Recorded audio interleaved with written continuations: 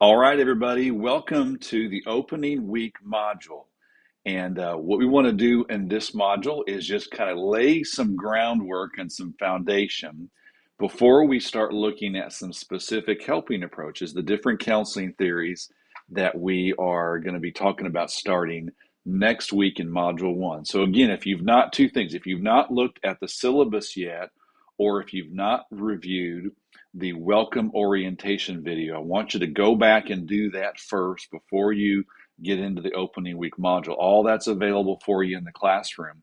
And some of what we're going to talk about in this section is a little bit of what I started talking about in the welcome video. So again, as we get started, let me just kind of highlight for you again the purpose of these videos. So with every single module, you're going to have at least one, sometimes more, sometimes two videos like this, where it's really just kind of my lecture. It's what I would be saying to you if we were sitting in one of our classrooms. And the videos kind of go alongside a couple of other things I also have posted for you in every single module. So if you look in this module, for example, in addition to this video, you're going to see a PowerPoint presentation. And the PowerPoint presentation fits right alongside what we're going to talk about in the video. And so I'll give you the PowerPoint that for you to review, a PowerPoint for you to review as well. And then also too, I have some written lecture notes, some web pages. And so some of you might have had other online classes with me where you had like a Word document. In this class, I'm using some old web pages that I've used previously in other online classes. And so they're not Word documents, but they're actual web pages. And I want to go ahead and apologize up front. You can tell very, very quickly if you've had me before for other online classes. The formatting doesn't look real great in this first module. And as we go forward, I'm going to try to fix those. So I apologize for that. I think they're easily able, obviously, to be navigated for you to look at. But the formatting is a little bit messed up because these are some web pages that I created using a former computer program that we were using a few years ago here at Lone Star. So not a big deal, but I want to apologize just for the formatting, basically, of the lecture notes. And so you've got the lecture notes, you have the PowerPoint presentation, you have this video, and then you have a homework assignment, which I posted for you that you'll do at the end of this module. And you've got several days for this opening week module. We're kind of easing in this class because you have an entire week to work through the opening week module. Just a reminder from our last video, next week, starting next week all the way to the end of the summer, to this class, you'll have 2 modules per week. Opening week module, just one this week, 2 starting next week. So what we're going to do in this opening week module is just to lay kind of the groundwork for what we're talking about in this class. And in the PowerPoint presentation, you may see a couple of slides, and it shows the picture of a puzzle. I'm sure all of us know what it's like to build a puzzle. If I were to hand you a box with a jigsaw puzzle in it, and I were to say to you, hey, dump that puzzle out. It's a 1,000-piece puzzle. Dump it out and go ahead and start working on it. See how far you can get. Let me give you 30 minutes. Let me give you an hour to put as much of that puzzle together as you can. Now, there's no right or wrong way to do a jigsaw puzzle, but my hunch is the majority of us would do this. This is what I would do. I would dump the box out on the table or whatever, and I would start organizing it, right? You know what I mean, probably. I would start organizing the pieces. Well, how do you organize the pieces of a jigsaw puzzle? It's a bunch of, it's 1,000 different little jagged edge pieces. How do you do that? Well, what most of us would do is we would begin to separate into 2 piles, right? Not 6 piles, 2 piles to get started. One pile would be the edge pieces, and then another pile would be the inner pieces, right? That's how most of us do a jigsaw puzzle. It's really the quickest, easiest way to organize a huge jigsaw puzzle is to find the edge pieces and find the innards, we would say. And then what most of us would do is we would put the inward pieces to the side and we would do the frame first. We would do the outside edges first. And once we had that done, then we would start putting the inward pieces in, right? That's how most of us do a puzzle. Again, there's no one right or wrong way to do a jigsaw puzzle. That's probably how we would do it. Why is that the easiest way? Because that's really the easiest way. Why? Well, the reason why it's the easiest way is because when you have like 1,000 pieces, it's just too much to handle. You got to get it organized. And if you can get a boundary, if you can get the outward edges, it gives you a point of reference to start working from, basically, right? It helps to organize something kind of chaotic. It gives you a starting point and a structure. You may say, what does that have to do with counseling theories? Well, here's the application. The counseling theories that we're going to talk about in this class, as helpers, they serve as the outward boundaries, like the outward boundaries of a jigsaw puzzle give us a point of reference. They give us organization. They give us a starting point. That's what the counseling theories do. That's why we study them, is because when it comes to working with people and their problems, is what we do in social services, you got to have a starting point. You got to have a point of reference. There's no way that you could just start from scratch and just jump into the middle of a situation. You can't do that because it's not effective, it's not efficient, it's not helpful, and it's also not ethical. So you got to have sort of an organization to your work. As one of my supervisors used to say to me, Glenn, you got to have a method to your madness. I didn't know what that meant at first. What he meant was you got to have you got to be intentional. You can't just do whatever when it comes to working with people, okay? You can't just do, I'm just going to do whatever I want to do. That's not really how we work with people when it comes to counseling, especially in social work. You got to kind of have a little bit of a structure and kind of a plan as far as how you're going to approach people and helping them. That's what the theories are. They are their plans, their approaches, their guidelines. They give us some structure. They are researched and evaluated approaches that through the years our forefathers in social work and counseling have refined for us and developed for us. And we, in the current day, we study them to understand them. And then we take those ideas and then we use them as we now work with people. So the counseling theories are just a set of each theory is a set of guidelines that has been developed through the years around people and their problems. That's why it's called a counseling theory. A counseling theory. And again, the word counseling, don't get hung up on the word counseling. Some of you may be in the class and you may be thinking, well, I don't really want to be a counselor. I want to be an advocate. I want to be a case manager. I want to be a social worker. No problem. The word counseling, just replace the word counseling with the word helping theory, helping approach. That's what counseling theories are. They give us a guideline to work from, and they are built around helping people deal with whatever issues they're struggling with in life, psychologically, emotionally, behaviorally, developmentally, in relationships, or whatever it may be, the social services type of stuff. The counseling theories are not designed to help people with medical problems. They're not designed to help people with financial problems per se.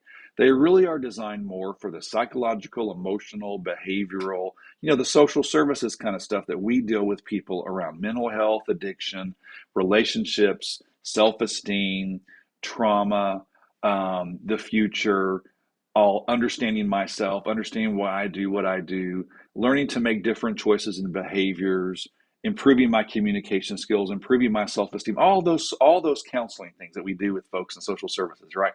All of these theories, that's what they're designed for. They're designed to give us um, a guideline, to give us a frame of reference to work from. That's what the theories are. So as we talked about in the last video, and if you looked in your syllabus, there are a number of different approaches. If you take your textbook is a great example. If you take our textbook and you just go through all the different chapters, you'll find 7, 8, 9, 10 different theories. And there are that have been developed through the years that are available to us as social service professionals to draw from. And each one is distinct and unique in and of itself. There's a lot of overlap and similarities between all of them, but there's also uniqueness and difference between, as part of what distinguishes them and makes each one different, is each one has its own unique spin. I'll use the word spin. Its own unique kind of flavor as far as what it focuses on, as far as what it says about human nature, what it says about people and their problems, and that kind of thing. So there are multiple different theories. There's a theory called Adlerian theory developed by a man named Alfred Adler. There's something called Gestalt therapy. There's psychoanalytic theory. There's person-centered theory. There's reality theory. There's family systems theory. All these different approaches are real, established, verified, tested, retested approaches that we can study as helpers to help us better understand people and their problems and help and give us tools in our toolbox to work from. Like the frame of a jigsaw puzzle gives us a point of reference. Every single one of these theories helps us to do that. And so that's what we're doing in this class. Is we're studying those different theories, and there are 4 different theories that we're going to talk about in this class: psychoanalytic theory, person-centered theory, cognitive behavior theory, and reality theory. We're leaving some off the table because we just don't have time to cover all of them. But that's generally what that's generally what a counseling theory is. It is a base of information that if you're going to work in the field of social services, it doesn't matter whether you're going to be an advocate for the homeless, whether you're going to be a substance abuse counselor, whether you're going to be a marriage and family therapist, whether you're going to be a mental health counselor, or you're going to whatever it is you're going to do, work with domestic violence, work with kids, work with whatever, having a base of knowledge to work from to help you to understand why people do what they do and how we can help them is really, really important. So I give you in the lecture notes a little bit of history. The first theory we're going to cover here in Module 1 and 2, starting next week, is what's called psychoanalytic theory, developed by a man you probably have heard of named Sigmund Freud. Sigmund Freud is considered and oftentimes credited with being the father of modern psychotherapy.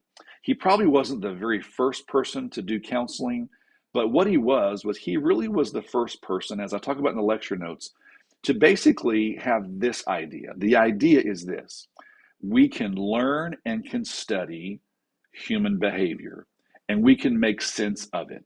It's not necessarily always mysterious. Back before Freud, there was really no structure as far as understanding people and their problems and how to help people with their problems, like in counseling. Freud and his proteges, his associates, they rejected that idea. And they came up with an idea about 100 years ago, the idea that, you know what, there is a way we can quantify, so to speak, human behavior, and there's a way that there is a specific way that we can work with people and not work with people that can help them or not help them. And so his theory came first, psychoanalytic theory. It's in your textbook, and also too we're going to study in modules 1 and 2 starting next week. So in the early days of psychology and counseling, there was this air of mystery around human nature and behavior. Who knows why people do what they do?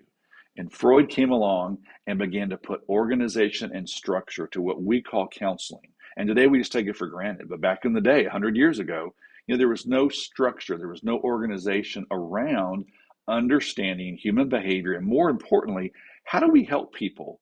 How do we assist them to live a better life, to make different choices, to find a better way, to deal with whatever issues and resolve whatever issues they're wrestling with? And Freud developed the first counseling approach called psychoanalytic theory. He helped us get things organized. Freud kind of gave us, helped us in our field, in our society and culture, in our profession, to kind of get things organized. And that's kind of what all these different theories are. I highlight for you in your lecture notes, and I highlight in the PowerPoint presentation 2 key questions. There are 2 key questions that every single counseling theory is built around and help us to answer. So it doesn't matter whether you're studying Freud or Carl Rogers or Albert Ellis or who, it doesn't matter what theory. You can open the textbook with your eyes closed and put your finger in. It doesn't matter what theory you land on. That theory helps us answer 2 questions, as they all do. Question number 1 is this one. They're kind of general questions. Key question number 1 is, why do people struggle? Where do our problems come from? Key question number 1. It's a good question. When we struggle, why? If I am struggling in my relationship with my girlfriend, my wife, my kids, key question number 1 is, why is Glenn struggling? What are some different possibilities and reasons why a guy like me might struggle?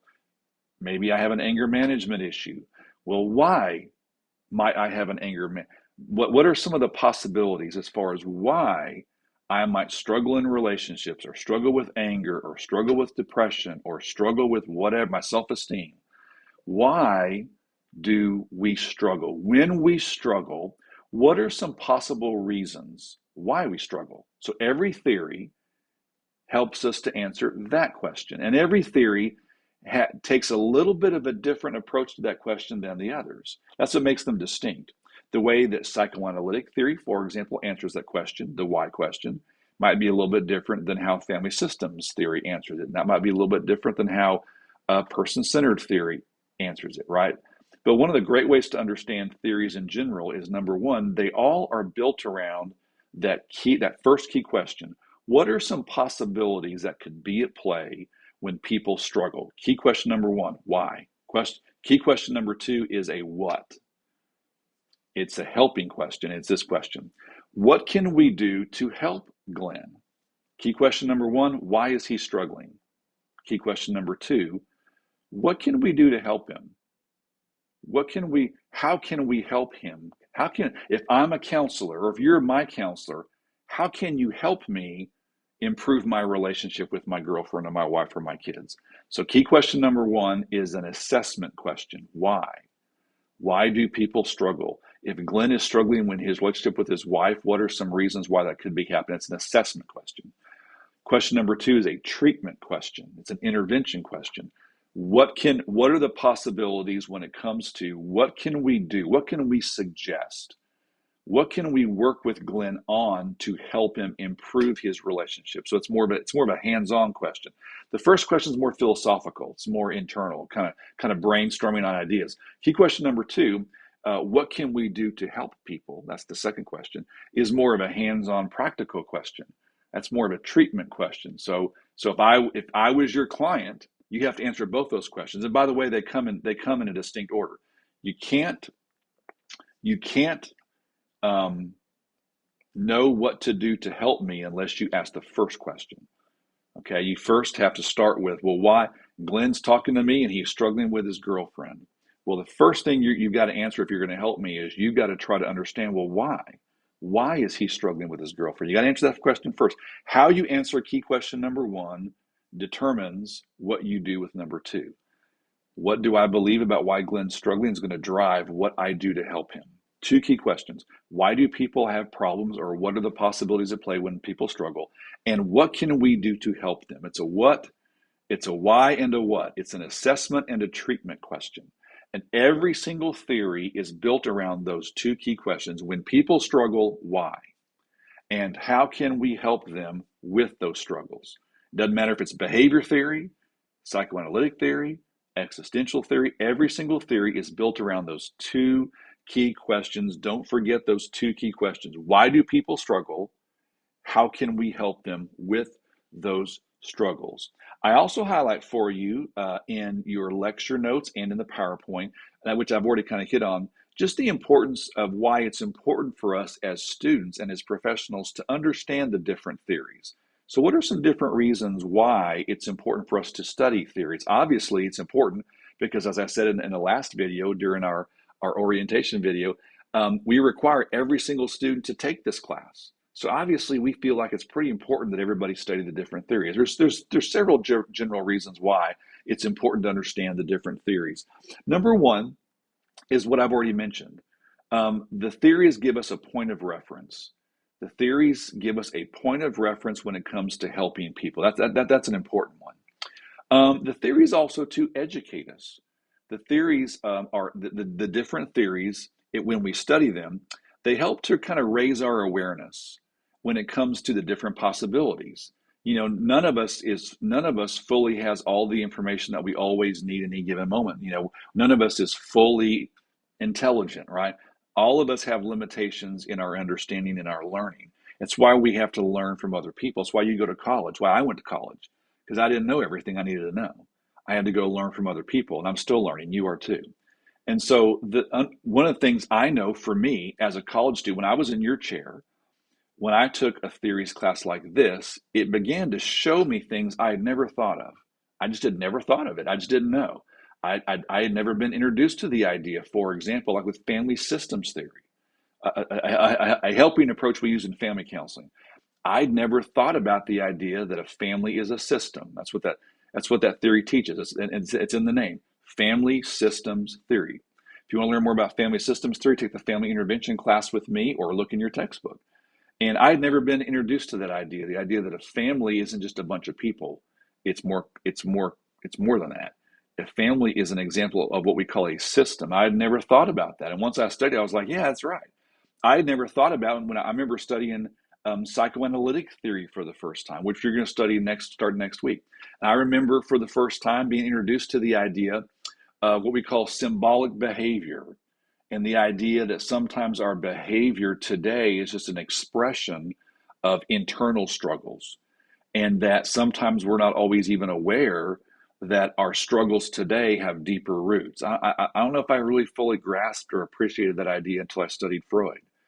I didn't fully understand, the importance of being unconditionally accepting of my clients as best I could until I studied Carl Rogers and person-centered theory. All of those, none of us has all the information that we need. So the theories are educational. They educate us on human behavior. They expand our understanding of human behavior and human problems. They give us information. They give us direction and those kind of things. And again, they help us just to organize the often complex nature of behavior, of problems, of human nature. So there's all kinds of benefits to understanding the different kinds of all the different theories. They enable us. They give us tools for our toolbox, we might say. There's all kinds of benefits to studying all the different kinds of theories, and I highlight some of that for you in the lecture this week. And just now, I just did that. I also highlight for you. Let's mention this before we wrap up for this little video. Also, too, I want you to be aware too that there are what I call some limitations. Your textbook talks about this too. So there are some things when it comes to studying the theories that you always want to keep in mind. And the word limitation is not a negative term. It just means that, the theories, it's important to understand what the theories are and what they're not. So for example, the theories are guidelines. They're not directions, is the way I was taught. A counseling theory is a set of guidelines. It doesn't necessarily tell you what to do in every situation. Most theories can't do that. They give you general direction and guidelines, but they don't tell you exactly what to do. There's no theory that says, okay, Glenn, if you're working with this kind of client, you do this, then you do this, you say this, you say this. No theory does that. They're general. They're more general. They're not specific. They're general. And so they're guidelines, not rules. They're guidelines, not direction. So it's important to understand that, number one. Number two, the theories are, for the most part, neutral. Now, you say, what does that mean? They're neutral. Well, they're neutral on several levels. So, for example, the theories that we're going to study in this class are counseling theories. They are not medical theories. So, for example, that biology and the brain and chemical imbalances, especially, is an important part of human behavior and human nature. These theories are more psychological than biological, if that makes sense. So the theories don't address, these theories don't really address, the issue of the brain, the issue of chemical imbalances, the issue of genetic predispositions. Not necessarily. They're more psychological than biological. Does that mean that they don't acknowledge the important role of biology in the brain and human behavior? Not at all. They do. But they're more psychological than biological, we would say. So they're somewhat medically neutral, we would say. They're also spiritually neutral. What that means is that the theories are secular, not spiritual, is the way I say it. The theories, each of the theories, I'll say it this way: none of the theories are, we would say, like Christian. They're more secular. None of the theories promote the importance of faith. They don't denigrate the lack of faith. They acknowledge that people are that people oftentimes are spiritual, that we are spiritual beings, we would say, but none of them proposes a spiritual or faith mindset or belief practice. That's up to the individual, right? They don't reject the idea of spirituality, but they don't promote the idea of spirituality, if that makes sense. So they're secular, not spiritual. So So that's kind of a limitation, if you want to call it a limitation, right? And then the last limitation is that they are cultural and ethnically neutral. So they are intended to be applied to people across the spectrum, which is not always easy because we live in a diverse world of diversity in gender and ethnicity and race and nationality. And so they are general enough that you and I could use them no matter who we were working with. A person of African descent, a person of Asian descent, a person of American, Caucasian descent, a person of Hispanic descent. We work with a wide range of clients in counseling, and none of so for example, there's not a specific theory that we would use. My client is Asian American. Okay, well, I'm gonna go find a specific theory. There's no specific theory that is specific to certain nationalities or ethnicities. They're general enough that they encompass and incorporate everyone, we would say. And what we have to do as helpers is we have to take into account the client's unique individual nature, ethnicity, nationality, and race. We, to be ethical helpers, we have to take that into account as we're using the theories. But we would say, and this is not a negative, this is that the theories are somewhat culturally neutral. They're more general to encompass working with everybody in a way. They're more universal as opposed to more specific, right? So all of that is important to keep in mind as well too, as we kind of look at all of these different kinds of theories, right? So all of that is just groundwork to kind of just get us kind of started. And like I've said now several times, after this module, after you do this opening week module, we kind of ease into the class. We're going to get busy in the next module, module number 1 next week, getting down to business and getting more specific. This is more general. This conversation today has been more general. But we're going to get down to be more specific and actually talk about, starting with Sigmund Freud's theory called psychoanalytic theory, the very first one that was developed about 100 years ago or so. And then we're just going to kind of build on it from there. So come back, watch this video again if you need to. Look at the PowerPoint presentation. Look at the lecture notes. Again, I apologize for the format. It doesn't look really great. Again, it gives you the information that you need. It's not necessarily as clean and neat as I normally have things in my classroom. I apologize for that. Do your homework. Get your homework assignment done, taken care of for this week. Get it turned in, ready to go. Come back next week. And next week, we're going to cover 2 modules. You'll have a quiz at the end of module number 2. You'll have a homework assignment due next week and all that. So this week, kind of ease into the class, review the information. I will see you next week in module number 1. See you then.